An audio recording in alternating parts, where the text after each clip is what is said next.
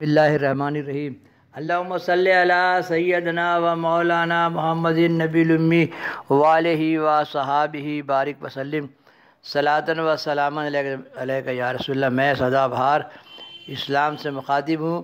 میرا چینل سنیے، سنائیے، دیکھیے، اللہ کے سب شیئر کیجیے اور گھنٹی بجائیے اور گوس و بنگالہ کے چاہنے محبت کرنے والوں میں پھیلائیے۔ اللہم صلی علی سیدنا و مولانا محمد النبی الامی وآلہ و صحابہ بارک وسلم صلاۃ و سلاما علیک یا رسول اللہ صلی اللہ علیہ وسلم۔ اللہم صلی علی سیدنا و مولانا محمد النبی الامی وآلہ و صحابہ بارک وسلم صلاۃ و سلاما علیک یا رسول اللہ صلی اللہ علیہ وسلم۔ ہر کسی کو فضل حق درکار ہے۔ پارٹ 70۔ اب دیہات کا بھی وہ علاقہ رشک فردوس بنا ہوا تھا جہاں آپ کی قیامگاہ تھی۔ دنیاوی غرض مندوں کا تو تذکرہ ہی کیا، وہ دنیا طلبی کے لیے آتے اور دامن مراد پھیلانے سے پہلے گوہر مراد سے مالا مال ہو جاتے۔ خدا کی ہزاروں رحمتیں ہوں ان طالبان مولا پر، جو قرب و جوار اور دور دراز سے کثیر تعداد میں آ کر حلقے اور ذکر و فکر کی محفل سجاتے۔ ہر ایک کو اپنے ظرف و استعداد کے مطابق ذکر و فکر کے انوار و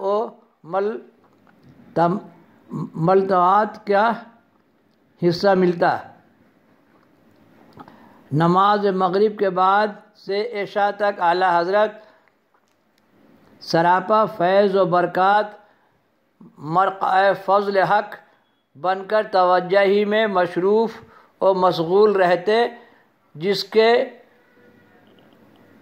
کے اندر اللہم صلی علی سیدنا و مولانا محمد النبی الامی وآلہ و صحابہ بارک وسلم صلاۃ و سلام مشغول رہتے، جس کے اندر ذرا بھی حصول کا مادہ ہوتا وہ اس بحر بے قرار کے فیوض سے خالی نہ جاتا۔ برسوں کے پاپی اور راہ سلوک کے مشکلات میں پھنسے ہوئے طالب اس آستانے پر آتے اور اپنا اپنا درد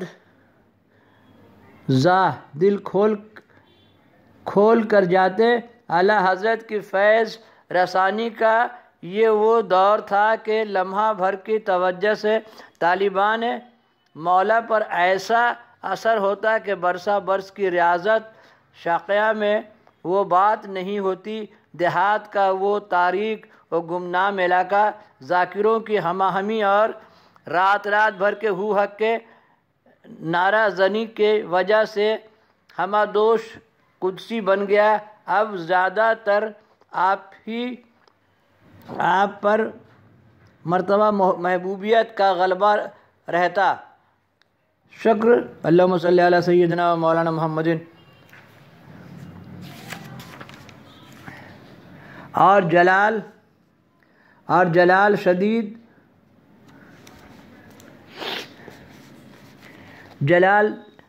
شدید یا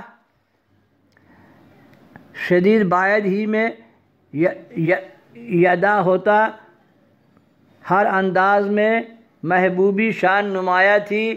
آپ کا سراپا بے حجابانہ جلوہ کی آماجگاہ بن چکا تھا اور آپ شاید بصیرت کے پردے کو چاک کر کے مرکز تجلیات کے جلوہ میں غیر فانی جلووں میں گم ہو جانا چاہتے تھے۔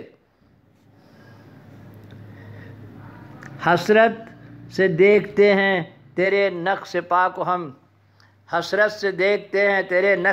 ہم، دیہات کے ویرانے میں محفل نور کیف کے سجی ہوئی تھی۔ دور دراز کے متصلین اور متقدین مودبانہ حلقہ کیے ہوئے بیٹھے تھے۔ انہی میں ایک صاحب رانی گنج بنگال کے بھی موجود تھے، جو بار بار الطاف کریمانہ سے نوازے جا چکے تھے۔ ان کی دلی آرزو تھی کہ اعلیٰ حضرت کسی دن اپنے مبارک قدم سے غریب خانے کو نواز دیتے۔ بارہا غرض مدعا بھی کر چکے تھے، مگر ہمیشہ محرومی رہی۔ ہمیشہ محرومی رہی۔ آج کی ساتھ نہ معلوم کیسی تھی کہ رانی گنج والے پر پروانہ انعام یافتہ نے، جن کا مشہور نام فضل سرکار تھا، بہت لرزراتے اور کانپتے ہوئے عرض کیا کہ حضور عالی رانی گنج کے تمام متقدین چشم براہ ہیں اور بیاض چشم فرش راہ کیے ہوئے ہیں۔ خود اس ناچیز کی دیرینہ تمنا اور آرزو ہے کہ کسی دن قلب بے نور کو اپنے قدم برکت سے بقیہ نور بنا دیتے۔ اس غرض کا پیش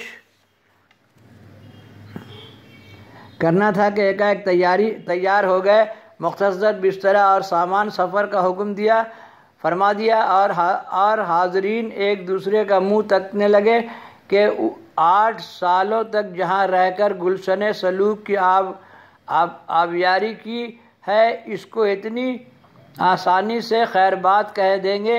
یہ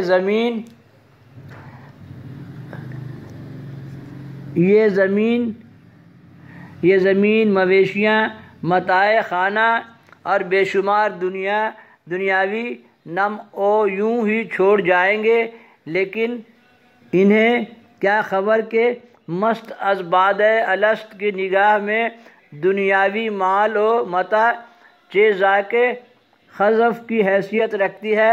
پھر بھی مخلصین و مریدین جو دیہات کے رہنے والے تھے صدے راہ ہوئے اور اپنی بے کسی اور بیچارگی کا اظہار کیا، لیکن کسی کی عرضی قابل التفات نہیں ہوئی۔ ادھر بستر تیار ہو گیا، اعلیٰ حضرت نے روانگی کا حکم فرمایا۔ اب کیا تھا، پوری بستی اور پورے علاقہ ماتم کدہ بن گیا۔ ہر شخص اس کوشش میں تھا کہ رحمتوں برکتوں کا یہ خداداد خزینہ یہاں سے منتقل نہ ہو، مگر سب کی کوششیں بے سود ہوئیں۔